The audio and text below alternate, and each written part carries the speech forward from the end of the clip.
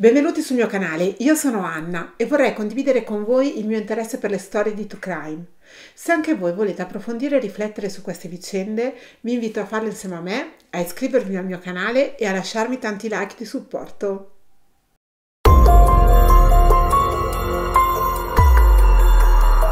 Fino a che punto può trascinare nel baratro l'odio, il rancore, la gelosia? Cosa si è disposti a fare per placare l'ira, la sete di vendetta, la fame di giustizia?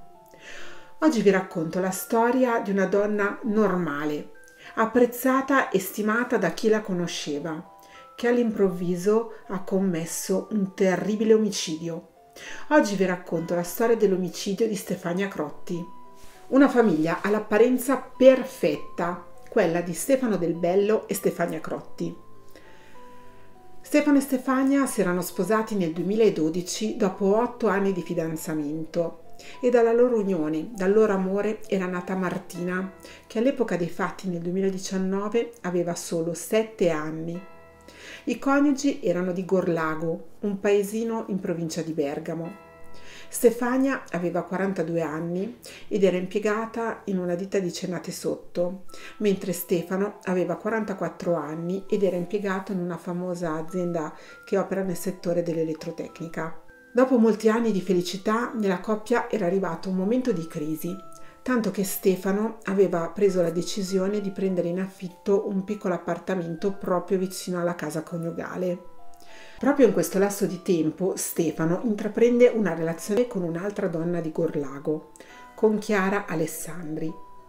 Anche Chiara è separata e ha 3 figli.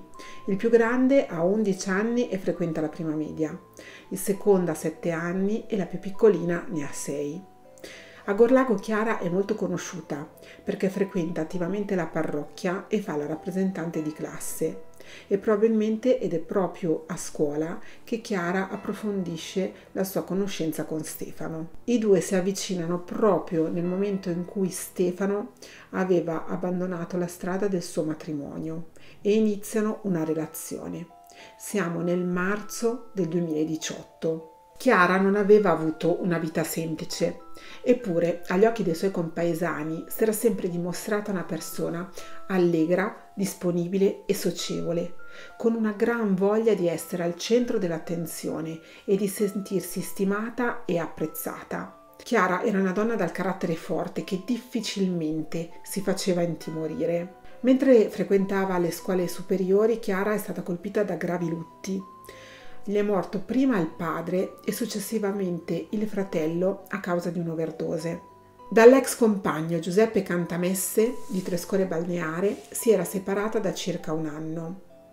L'uomo era rimasto invalido in seguito a un incidente sul lavoro e la coppia aveva deciso di alternarsi nel vivere nella casa coniugale e quando Chiara non dormiva in quella villetta viveva a casa dell'anziana madre. I rapporti tra la coppia erano rimasti tesi e i vicini raccontano che li sentivano spesso litigare e urlare.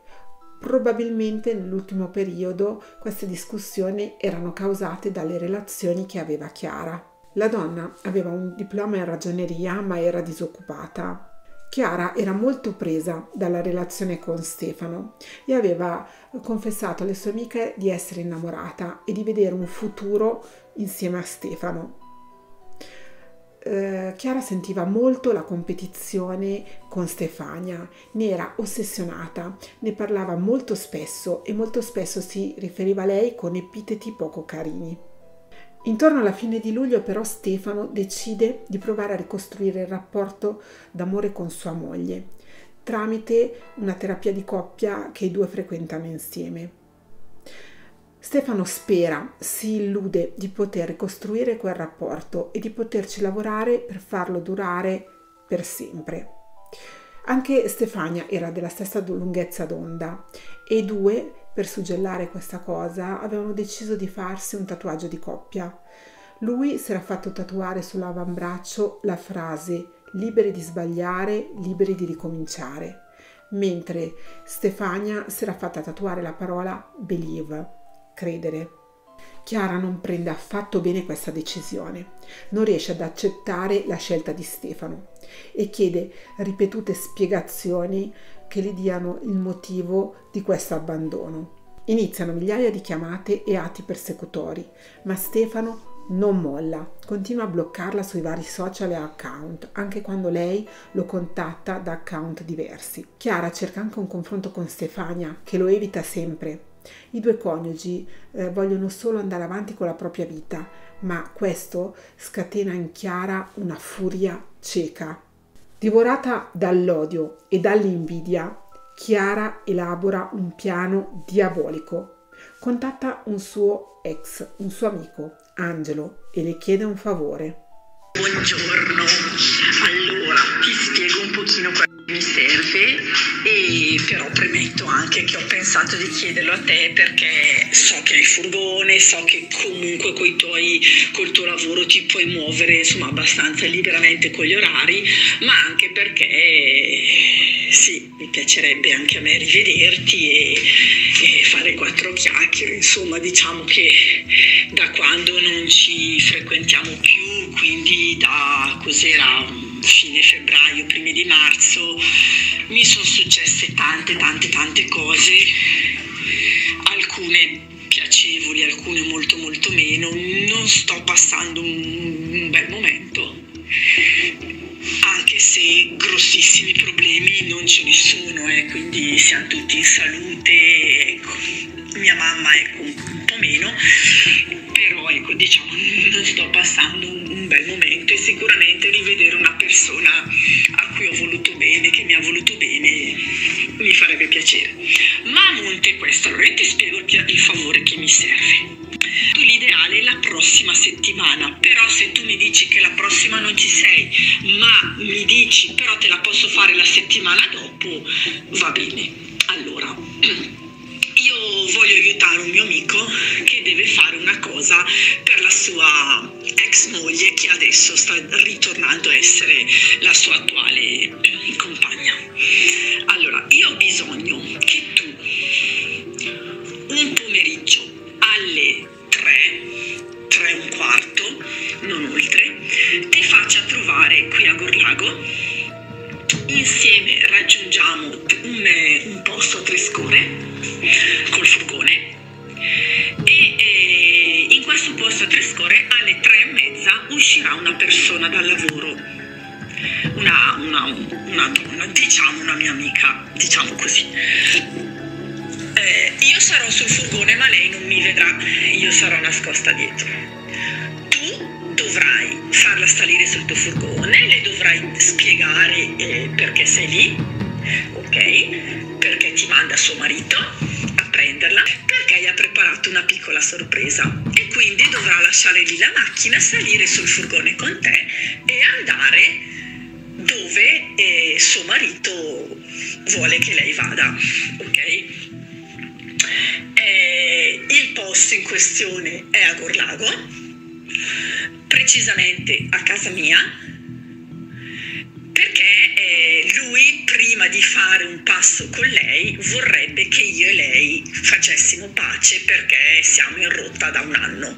Non so io che cosa le voglia chiedere, non so se gli vuole chiedere di sposarsi un'altra volta oppure di fare una seconda luna di miele, una roba del genere. Non me lo vuol dire neanche a me, vuole che sia proprio una sorpresa.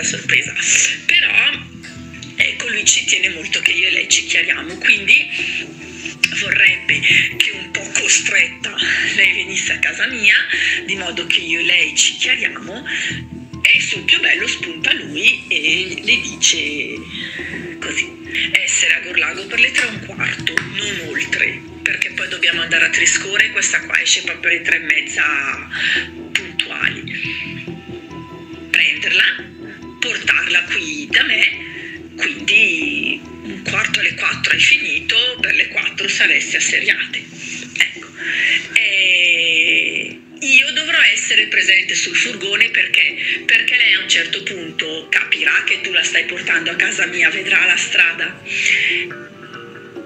e dunque può darsi che dirà no, io non vengo, e quindi a quel punto intervengo io da dietro e vieni, perché è giusto che sai alcune cose, per favore vieni, e poi quando abbiamo finito insomma, vedrai che capirai. Ok? E l'ideale sarebbe che lei questo viaggetto se lo facesse bendata, così non sa dove vai, almeno non si ribella, anche perché poi io ho il compito che quando lei arriva devo accendere la musica, eccetera eccetera, e quindi ecco, se accetta di bendarsi gli occhi per la sorpresa, bene; se invece dice no, non mi voglio bendare, va bene, non insistere. Così praticamente mi serviresti di fare da chauffeur. Mi serve un uomo, bella presenza, insomma, gentile e tutto quanto, e così fammi sapere se mi puoi aiutare. Angelo, con una certa dose di superficialità, accetta di fare questo favore a Chiara, senza farsi troppe domande. Una rosa e un biglietto con scritto ti amo.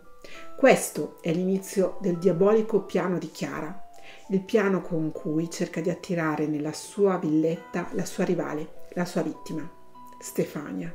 È giovedì 17 gennaio del 2019 e Angelo, come concordato con Chiara, si fa trovare alle 15:30 nel parcheggio dove lavora Stefania, con una rosa rossa e un biglietto con scritto ti amo, e riesce a convincere Stefania a salire sul suo furgone.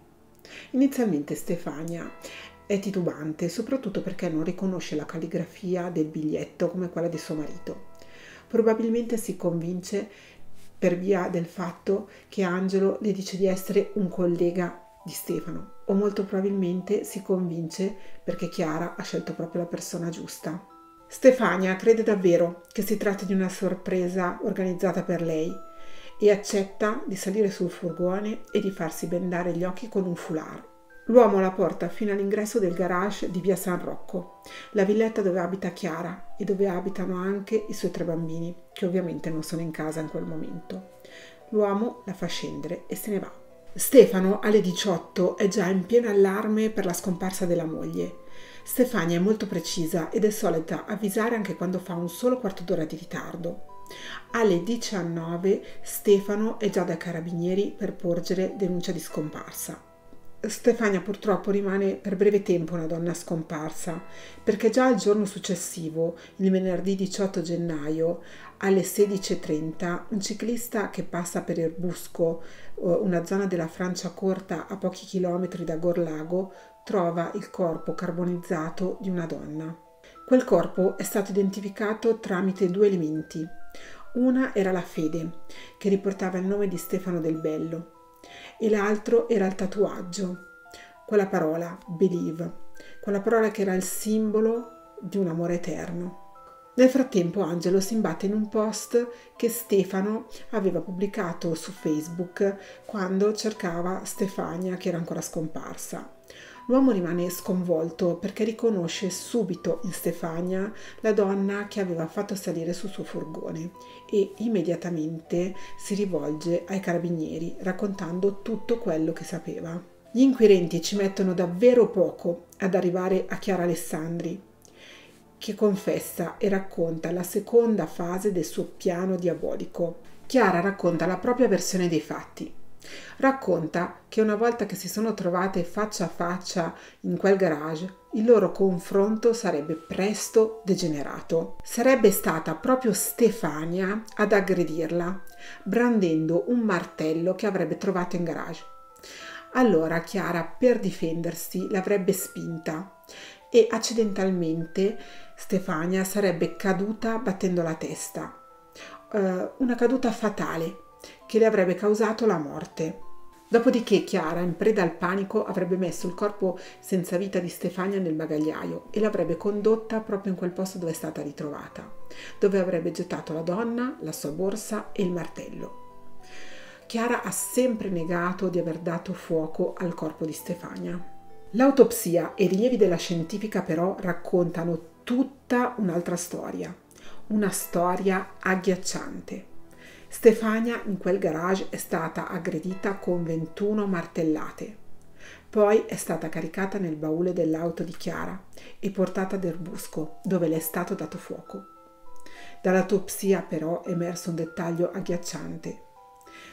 Quando gli è stato dato fuoco, Stefania era ancora viva.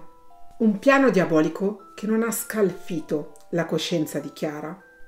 Poi tutto a posto, più o meno abbiamo risolto, adesso vediamo nei prossimi giorni. Ti è rimasta la rosa, giusto?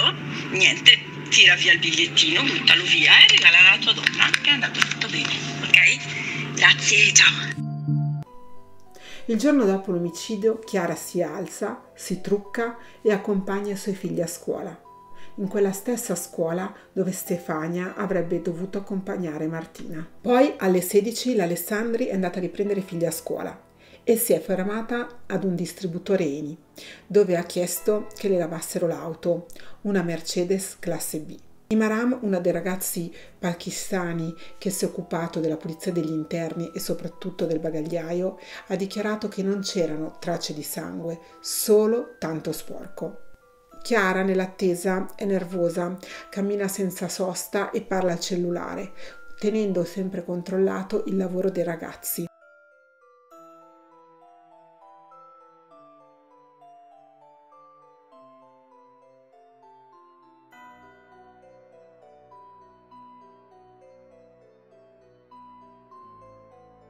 Chiara non sa che proprio in quel momento un ciclista ha trovato il corpo di Stefania. Chiara Alessandri è stata condannata a 30 anni per omicidio volontario aggravato dalla premeditazione. I giudici le hanno negato le attenuanti generiche e nella sentenza hanno scritto: risalta la non comune malvagità di una donna che, posseduta unicamente da un desiderio irrefrenabile di punire e sopprimere la rivale, ha approntato e pianificato una complessa macchinazione che le ha consentito di far cadere in una vera e propria imboscata l'ignara vittima, divenuta così sua preda facile. Chiara D'Alessandri è tuttora in carcere, dove ha preso il secondo diploma come geometra. Ora sta studiando un corso universitario umanistico. La donna può vedere i suoi figli solo con il supporto degli assistenti sociali e sta cercando di fare un percorso per comprendere il gesto che ha fatto e pentirsi.